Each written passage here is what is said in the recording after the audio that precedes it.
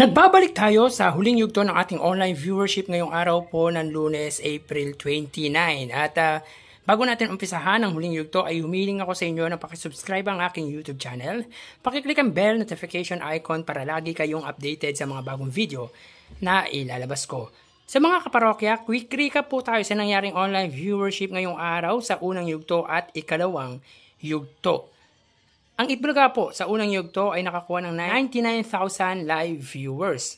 Ang It Showtime naman po ay nakakuha ng 233,000 live viewers. So ibig sabihin dito, ang It Showtime ay lumamang po sa Itbulaga ng 134,000 live viewers. Sa ikalawang yugto naman po, ang Itbulaga ay nakakuha ng 117,000 viewers. At ang It Showtime ay nakakuha ng 278,000 live viewers. So dito naman po sa ikalawang yugto ng ating online viewership ay lamang po ang It Showtime sa Itbulaga ng 161,000 live viewers. So ang Itbulaga po ay nadagdagan po ng 18,000 viewers at ang It Showtime naman po ay nadagdagan ng 45,000 live viewers sa ikalawang yugto. So yan po ang kanilang nakuwang online viewership sa unang yugto at ikalawang yugto. So tara ating alamin ang online viewership ng dalawang bigating noontime show para sa Itbulaga under TVJ Facebook page na may 2.3 million followers at sa It Showtime naman 17 million followers. So sa ikalawang yugto mga kaparokya, ang It Showtime po ay nakakuha ng 35,000 viewers at ang Itbulaga ay 12,000 live viewers. So tingnan natin ang online viewership nila pagdating sa huling yugto. So as of 2:08 PM, makikita po natin dito ang It Showtime po ay may kasalukuyang segment na tawag ng tanghalan at ang Itbulaga naman po ay may segment na sugod bahay mga kapatid. At dito makikita po natin ang It Showtime ay may 13,400 viewers at ang Itbulaga naman po ay may 7,600 live viewers. So click po natin. So yan po. Ang Itbulaga po, sila po ay may 7.5 at ang It Showtime ay may 13,000 viewers. So ulitin po natin mga kaparokya. Ang Itbulaga ay may 7,500 viewers. Hindi po agad nagpa-pop up ang numbers ng Itbulaga. Samantalang ang It Showtime ay may 13,000 live viewers. Sa pagdating dito sa Facebook Live ng dalawang noontime show, makikita po natin na angat ang It Showtime sa Itbulaga ng 6,000 viewers. Kung sa ikalawang yugto, lamang po sila ng 23,000 sa Itbulaga. Ngayon po ay 6,000 viewers po ang inilamang ng It Showtime sa Itbulaga. So ibig sabihin ay bumaba po ang viewership ng It Showtime sa huling yugto. At sila po ay nabawasan ng 22,000 viewers, samantalang ang Itbulaga naman po ay nabawasan ng 5,000 live viewers. So mapunta naman po tayo sa TV Network YouTube channel. Para po sa Itbulaga under TV5 Philippines na may kasalukuyang subscribers na 1.74 million subscribers. Ang It Showtime naman po under ABS-CBN Entertainment YouTube channel na may kasalukuyang subscribers na 47.5 million subscribers.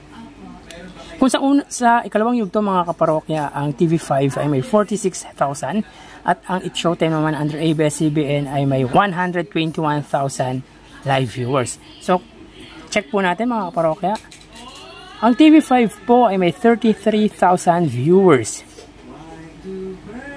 Ang It Showtime under ABS-CBN ay may 87,000 live viewers. So ulitin po natin mga kaparokya. Ang TV5 po ay may 33,000 viewers. Ang It Showtime naman po ay may 87,000 live viewers.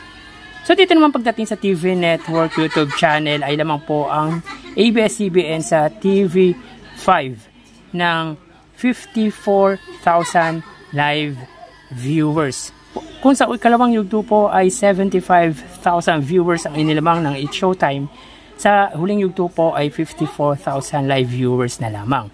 So mapunta po tayo sa main YouTube channel ng dalawang noontime show para po sa Itbulaga under Itbulaga TVJ YouTube channel na may 974,000 subscribers. Ang It Showtime naman po, sila po ay may 1.17 million subscribers.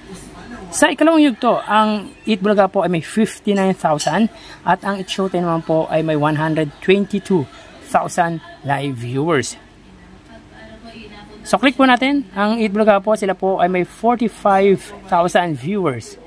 Ang It Showtime naman po ay may 79,000 live viewers. So ulitin natin mga kaparokya para po sa Eat Bulaga. Sila po ay may 45,000 viewers. So dito, nabawasan po ang Eat Bulaga mula sa ikalawang yugto na may 59 sila at ngayon po ay may 45. Sila po ay nabawasan ng 14,000 viewers. Ang It Showtime po, sila po ay may 79,000. Kung sa ikalawang yugto ay may 122,000 viewers po sila at sa huling yugto ay may 79,000 live viewers. So dito naman po nabawasan ang It Showtime ng 43,000 live viewers. Magkaganon man makikita po pa rin po natin na angat pa rin po ang It Showtime pagdating sa online viewership against sa Eat Bulaga. Ngunit, dito po makikita po natin na ang laki ng binawas na viewership ng It Showtime pagdating sa huling yugto. Bali, ang total na nakuha ng Eat Bulaga ay 94,000 live viewers. Again, sa unang yugto, ang nilamang po ng It Showtime sa Eat Bulaga ay 134,000 viewers. Sa ikalawang yugto naman po ay 161,000 viewers at sa huling yugto ay 94,000 live viewers na lang po. So, mataas pa rin po ang iniangat ng It Showtime sa Eat Bulaga. So, dyan po nagtatapos ang ating online viewership ngayong araw at bukas ay matutunghayan nyo na naman ang panibagong yugto ng ating online viewership ng dalawang bigating noontime show dito sa bansa. Magpapaalam na po muna ako. Thank you and God bless.